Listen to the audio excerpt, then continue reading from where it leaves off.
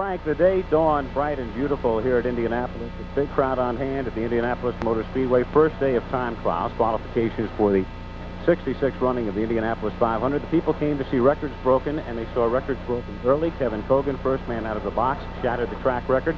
Rick Mears followed that by shattering the track record, more than 207 miles per hour in his qualifying attempt. But all of the events of the day have been totally overshadowed by the death of race driver Gordon Smiley at the age of 33. A former road racer out of Grapevine, Texas. He went out onto the track about 3 hours ago, shortly after noon here in Indianapolis. Each man gets 2 warm-up laps. He was nearing the end of the second warm-up lap. He was in turn number 3. Let me turn now to our expert analyst, as always, for motorsports, Jackie Stewart, to talk about exactly what happened as Smiley went into turn number 3. Between 3 and 4, the short chute right there. The accident that happened today, unfortunately, was a classic accident of the modern Grand Prix, or ground effect, or Indianapolis car. Gordon Smiley going turn 3 at this point. Suddenly the car veers right to the left and slams into that wall, probably at more than 200 miles an hour. Gordon Smiley died instantly in this accident, a horrific accident. Again, you see the car beginning to slide at this point. He corrects the slide, and the car goes in exactly the way that the front wheels are pointing and slams almost head-on into the wall. The compression of the car at that speed, it's almost like an aircraft accident, almost that of a ballistic missile with fuel, oil, and the car totally destructing itself. Modern racing car is a deformable structure, but man was never designed to live through an accident such as this. This, sadly, is what's happened at Indianapolis and other racetracks around the world with the increase of speeds. The question must be asked, surely, are we going too fast? Because a driver can surely never survive anything of this kind. The debris was held in by the fence that's specially designed for that. But as you can see, the car burst into a million pieces. A tragic accident, a wonderful young driver, and someone who will be sadly missed here at Indianapolis. Gordon Smiley of Grapevine, Texas. Our deepest sympathies to his wife, Barbara, and his family. This is a live shot now. The track has been closed. That happened about 3 hours ago. It's now shortly after 3 o'clock here in Indianapolis, and they are inspecting what apparently is some damage to the surface, Jackie. Certainly there is damage out there. Mario Andretti is out there. Pancho Carter is out there. Charlie Thompson, the man who looks after this racetrack, is out there. There were gouges into this racetrack. They've filled them up a little bit, and they're hoping that the track will stand up too. Sam Posey is down in the pits, in fact, with Tom Binford, the chief steward. Sam, do you have anything further on this? Yes, Jackie, I do. I am, as you said, with Tom Binford, the chief steward. Mr. Binford, first of all, as a result of Gordon Smiley's accident, what was the damage to the track? The main damage, and the one we're concerned about, is the damage to the asphalt, to the track itself, and there are big gouges in it, as much as 8 or 10 inches deep, maybe 2 or 3 feet, one of them, and other smaller ones. They have been patched. They were not satisfactory the first time. They're repatched, and we're now trying to determine whether, one, it'll hold up so that it's safe, and two, that if this holding up will last. In other words, it's not coming unraveled with this practice we're doing. Moments ago, you spoke to Don Whittington, who had just been around the track at racing speed. What did he tell you? Well, he told me that he didn't feel it. He didn't think that it was a problem as far as he was concerned. But, of course, that doesn't mean it's all right, because after we inspect it, we may find that it's been deteriorating. But he's only going only 180, 82, 3 miles an hour, and that may not be the final test. Though I think that's good enough. There wouldn't be that much difference. Drivers have got to satisfy themselves, though, by looking at the patch itself. Okay, thank you very much. Back up to you, Al. All right, Sam, so that is the way the situation is right now. Again, a live shot, and that is the area in which the accident occurred. Pancho Carter is the driver. He is out there because he will be one of the next few men who will attempt to qualify. Now, the day began at 11 o'clock in Indianapolis time. Kevin Kogan was the first man out on the track. He set a new track record, 2:04 plus. Then Rick Mears, his teammate with the Penske unit, went out on the track and came in with a time of 207.004 miles per hour.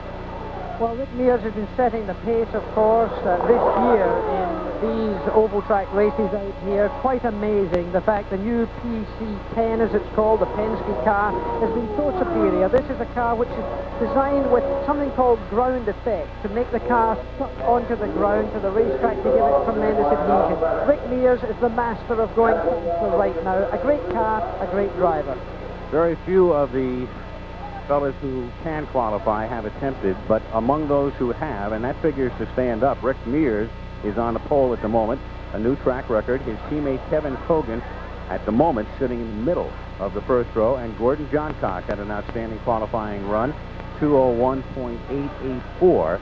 So he at the moment would be on the first row on the outside. However, you still have Mario Andretti yet to qualify, Al Unser, Pancho Carter, and Whittington, who's had a great week of practice. We'll be back later at Indianapolis, but right now, let's get a pre-race report on the Preakness from Pimlico Racecourse in Baltimore, and check in there with Jim McKay. Jim? Indianapolis Motor Speedway, and you are looking at Mario Andretti in his qualifying attempt. This is the third of 4 laps for Mario. He has turned the first 2 laps in 2:04 and in 2:02. There's his average for the second lap, 2:02.247. So Andretti well on his way to a plus 200 figure as he completes the third of 4 laps here. Only the second car out to officially attempt qualifying after a very long delay here because of the accident that happened, the terrible tragedy that occurred to Gordon Smiley. Mario Andretti on his final lap, the final of 4 laps here around this super speedway, averaging more than 200 miles an hour. And Mario Andretti, an old pro, a man that you see in the top left-hand corner of your picture right there, driving car number 40. Very smooth, very experienced indeed, world champion Grand Prix driver as well. And certainly Mario Andretti pleasing the crowd immensely. We'll be going back to the World Boxing Championships in just a moment, but we wanted to bring you live coverage of Andretti's qualifying attempt, which is coming to a climax here, 2:02.748.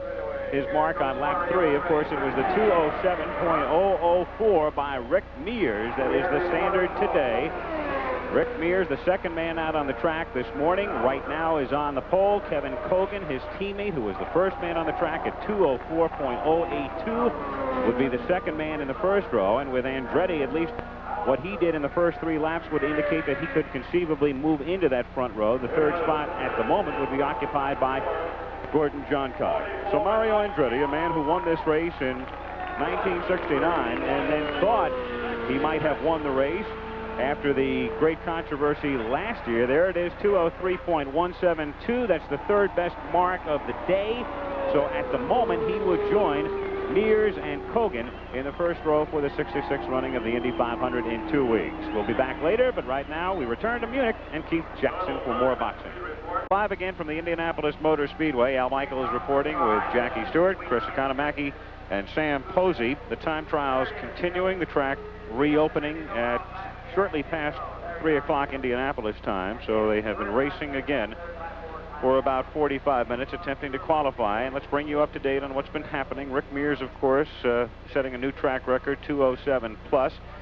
He would be joined at the moment on the front row by his teammate Kevin Cogan and by Mario Andretti. We showed you Andretti about 10 minutes ago qualifying. Row 2 at the moment with several big names still to qualify. Johncock, Don Whittington, and Danny Angayas making a comeback from a crash last year during the race itself. Row 3 at the moment would be comprised of Carter, the newcomer Ganassi, and Johnny Rutherford, who has won this race on 3 separate occasions, qualifying at 1:97.066. Fourth row, you have 2 rookies at the moment, Sullivan and Rahal, with Al Unser wedged in between. Unser at 195 plus, a 3-time winner, and Howdy Holmes and Roger Mears at the moment in row 5.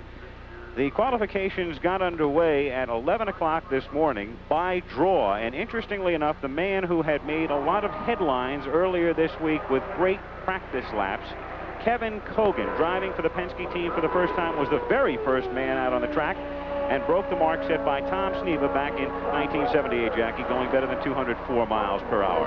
Well, Kevin Cogan, a remarkable young man. He is the epitome of what people want in a race driver nowadays. Not only is he young, but he's good looking, he's marketable. No, more important than anything else, he's fast, and Roger Penske chose him very carefully, and he's moved into being a very good teammate to this man, Rick Mears, who has been setting the pace this year, which is quite remarkable. He's been the pace setter in every race that's been set this year. He's been winning races, and right there he got loose on one of his 200-plus miles an hour, setting an all-time record here of 207 miles an hour around this 2.5-mile oval. Rick Mears was the winner of this race in 1979, so he sits on the pole at the moment, and following qualifying, Chris Economaki was there to talk with him. Congratulations, Rick. You feel the pressure's off now? No, not really. When you're the first one out, then you've got to sit and wait and watch what everybody else does. So I think probably more pressure on you when you're the first out than it is when you're the last. Rick, let's see your hand there. 3 splints, right? You put your hand in the fan of your Model A Ford. Did it hurt at all?